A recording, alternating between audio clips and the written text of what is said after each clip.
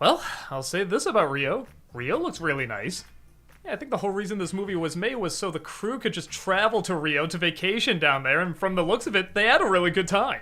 The landscapes, the colors, the cinematography. This whole thing feels like a travel ad for Rio. The rest? Is exactly what you would expect. And I really mean it. When I saw the trailer for this, my first thought was, oh, this is just a generic kids movie, nothing else to it, and yeah, I can't be really angry at it because that's exactly what it gave me, and that's pretty much what it promised. We center around a little bird named Blue, played by Jesse Eisenberg, who's taken away from his home in Rio and taken to Minnesota, or as they describe it, not Rio. Yeah, okay, that's pretty funny. Honestly, this whole first chunk isn't that bad. He falls off a truck and is found by a girl named Linda, who ends up raising him almost to an obsessive degree, like she even brings him to prom. Look at the look on the date, that's pretty great. She doesn't really have many other friends apart from her bird, and yeah, he doesn't really have any other friends apart from her either.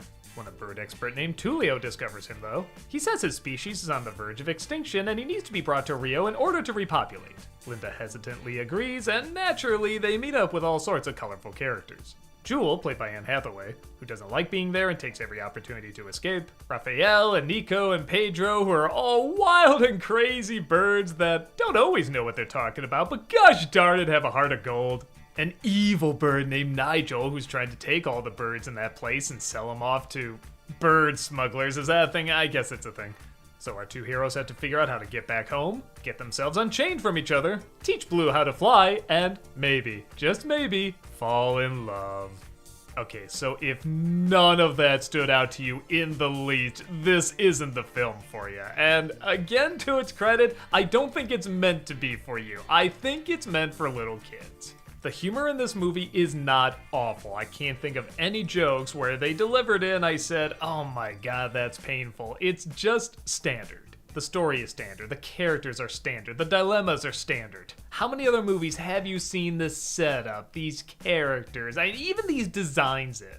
But yes, even as a kid's movie, I do expect something a little more. And yeah, like I said, it does look very nice. I mean, Rio is just beautiful to look at. But I kept hoping for some investment or some really funny scenes or just something that really stood out. And it never came.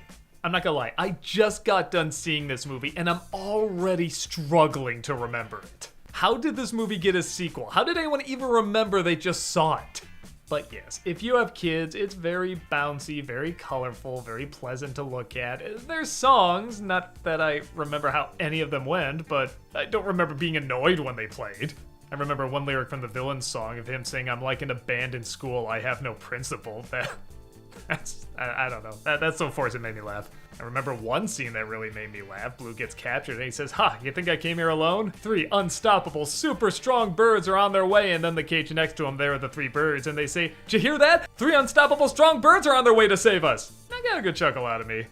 Honestly, most of the time I was watching this, I was thinking I actually would have preferred if we stayed with the humans. I kind of like these 2 awkward, geeky people who are obsessed with birds, and in different ways. Like this guy owns this bird sanctuary where he studies them and tries to repopulate them. She just has 1 bird, but as you can tell, she doesn't really have any friends and she obsesses over him. So there is kind of this cute, awkward chemistry between them. But we don't focus on them, we focus on these incredibly by-the-number characters doing all the by-the-number things you'd expect in this by-the-numbers movie. I don't know, I guess I'm not upset. Like I said, there's nothing in it that made me angry. It gave me exactly what I thought it was gonna give me. But I can't really see a reason to tell anybody to see it either. You know, you could always just watch a video on Rio. It's probably more educational. Again, I give credit that this movie really is a what you see is what you get flick. If you think it looks like a cute waste of time, you'll probably see it as a cute waste of time. If nothing grabs you in the trailers, nothing's gonna grab you in the movie either. There's nothing that bad, but there's nothing that great.